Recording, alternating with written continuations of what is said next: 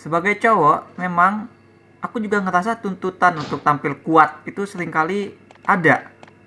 Bahkan dalam lingkup terkecil, lingkup sehari-hari sekalipun. Sebagai cowok itu sedapat mungkin diharapkan untuk tidak menunjukkan kelemahan, tidak memperlihatkan sisi kevulnerabelan. Mau itu kenalan atau berdebat, cowok harus mulai duluan. Harus dapat last word pula. Kalau masih dibalas, lawan terus. Kejar terus. Cowok juga pantang nunggu disuruh. Harusnya langsung take action. Permisi? Nggak perlu izin-izinan. Cowok harus bisa ambil inisiatif duluan. Tuntutan-tuntutan sosial seperti itu memupuk ego para cowok hingga ke titik nggak sehat, bahwa cowok harus terus menunjukkan dominasi. Walaupun mereka tahu mereka yang salah, walaupun mereka tahu mereka yang ngarep, mereka yang butuh, cowok akan melakukan apapun untuk assert the dominance. Akar konflik utama dalam Man, horor simbolik terbaru dari Alex Garland, basically adalah cowok yang mengemis untuk dimengerti oleh ceweknya, tapi karena dia cowok, maka ia menunjukkan hal tersebut dengan membuat semuanya jadi toksik, menyengsarakan dan mengerikan bagi semua orang, terutama bagi si ceweknya.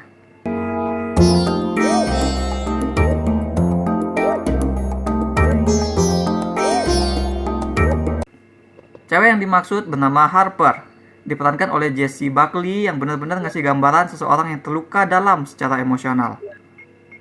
Harper menyewa rumah untuk beberapa hari di pedesaan di Inggris. Niatnya dia mau healing, karena dia baru saja ngalamin perceraian yang dahsyat dengan sang suami. Mereka bertengkar. Harper ngancam pergi dan si suami ngancam akan bunuh diri kalau Harper pergi. And he did. Harper menyaksikan raut hopeless suaminya saat pria tersebut terjun dari atap apartemen. Adegan naas itu terus terbayang di benak Harper sehingga dia memilih untuk berlibur ke desa untuk menghilangkan semua itu. Namun orang-orang di desa agak nggak beres. Semua pria yang Harper temui di sana, mulai dari si empunya rumah, polisi, anak remaja, hingga pendeta, yang kesemuanya diperankan oleh aktor yang sama, yaitu si Rory Kinnear, cenderung mempersalahkan dirinya, shaming her, ngejudge Harper atas hal-hal yang ia lakukan, termasuk perihal kematian sang suami. Keadaan menjadi semakin menakutkan bagi Harper tatkala seseorang pria misterius tanpa busana muncul di halaman rumah sewaannya. Seolah cowok itu adalah Adam yang ingin menuntut tanggung jawab dari Harper yang jadi Hawa. Rural atau folk horror yang efektif selalu menggali lebih dalam daripada sekedar orang kota berkunjung ke desa yang ternyata mengerikan. Walaupun memang gak sedikit juga horor yang bekerjanya tuh cuma sampai pada level desa dipandang sebagai tempat yang angker atau kuno dan sebagainya, tapi sesungguhnya yang namanya horor selalu berasal dari dalam, selalu digali dari dalam. Nah, untungnya Alex Garland paham hal tersebut. Dalam Man ini, Garland tidak membuat film dangkal yang horornya berasal dari luar. Ya, orang desa dijumpai Harper memang bertingkah aneh, kurang ajar, dan menyeramkan. Tapi benarkah demikian? Garland mengangkat pertanyaan tentang itu dengan membuat pria-pria tersebut diperankan oleh aktor yang sama. Apakah ini ceritanya mereka semua kembar? Tentu tidak. Yang namanya film selalu adalah soal perspektif. Maka Garland mengarahkan kita untuk melihat kepada orang yang melihat mereka sebagai orang yang sama tadi. Kita difokuskan kepada Harper, perempuan yang berkunjung demi melupakan traumanya. Nah, trauma inilah yang sebenarnya jadi sumber horor yang dialami oleh Harper selama di sana. Trauma inilah yang harus dia resolve, yang harus Harper konfrontasi supaya benar-benar bisa sembuh. Maka dari itulah Man menjelma jadi folk horror yang efektif karena menggali horor bersumber dari emosional karakter utamanya. Garland menggunakan kontras untuk menguatkan perasaan terasing. Desa yang hijau dan tampak sungguh hidup kayak lokasi negeri dongeng dapat jadi tempat yang begitu terpencil rasanya bagi Harper. Rumah nyaman dapat jadi creepy dan berbahaya bagi Harper saat sendirian. Selain itu, banyak simbol-simbol, banyak metafora yang digunakan Garland untuk menggambarkan keadaan horor yang menghantui Harper. Salah satu simbol yang ia gunakan adalah simbol agama. Begitu Harper sampai di rumah sewaan di desa di menit-menit awal cerita, Garland sudah langsung menanamkan pohon dan buah apel di layar. Dengan segera dia menekankan persamaan antara Harper yang memetik apel dengan Hawa. Poin Garland di sini adalah bahwa perempuan sejak awal waktu dipersalahkan. Poin ini yang jadi Harper's belief sebagian besar durasi. Memahami film ini memang agak tricky, apalagi membuatnya, aku yakin. Kenapa? Karena ini adalah cerita yang mencoba membahas relasi antara laki-laki dan perempuan, antara maskulin dan feminim, yang ceritanya dibuat oleh laki-laki tapi mengambil sudut pandang perempuan.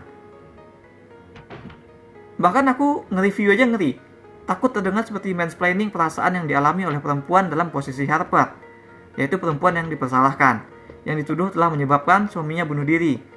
Sementara si Harper percaya dia tuh nggak salah, bahwa suaminya tuh mati karena pilihan sendiri, bahwa mereka bertengkar karena suaminya semakin toksik.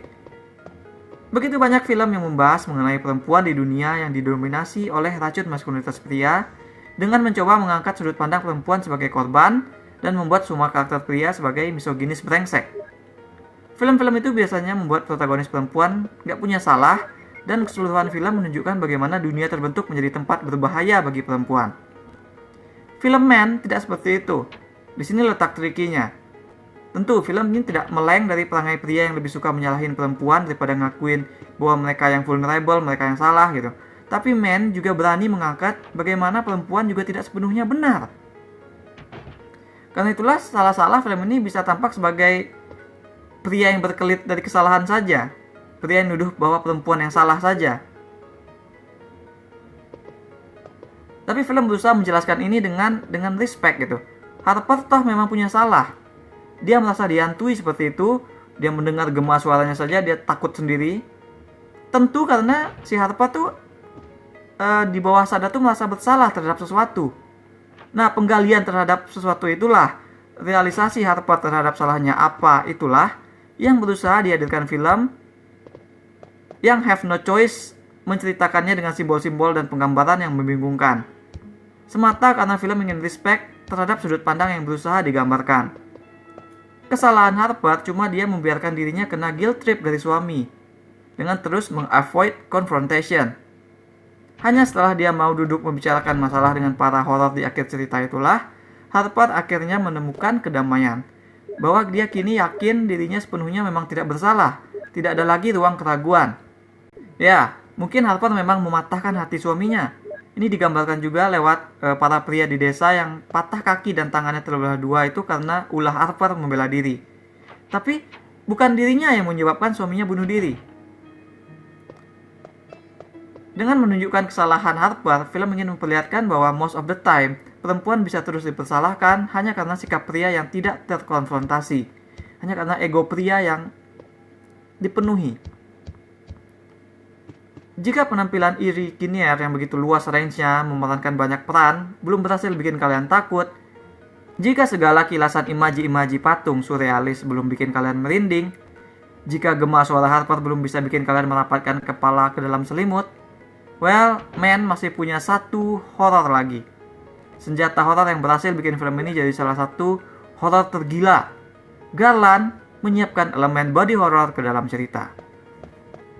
Menjelang akhir, kita akan disuguhkan pemandangan disturbing ketika si pria telanjang misterius melahirkan seorang pria dan pria tersebut melahirkan pria lain gitu terus sampai siklus kelahiran yang terus berulang. Membayangkan adegan cowok melahirkan aja udah bisa bikin makan malam kita meloncat keluar. Tapi film ini punya berkali-kali adegan tersebut. Melahirkan bukan hanya bayi tapi manusia dewasa, lengkap dengan darah dan cairan ketuban. Ini ditambah pula ngerinya dengan lubang lahirnya itu berbeda-beda. Ada yang keluar dari punggung, menyeruak dari mulut. Benar-benar horrifying melihatnya. Semengerikan makna yang dikandung oleh adegan tersebut. Bahwa cowok di mana-mana sama dan mereka seperti itu karena turun-temurun dibesarkan dengan pandangan atau juga tuntutan untuk menjadi toksik seperti yang sudah dijelaskan di pembuka ulasan ini. Ngomong-ngomong soal makna, film Man yang sudah dari awal enak untuk dikulik dan dipikirkan mendadak terasa kayak cuek di akhir.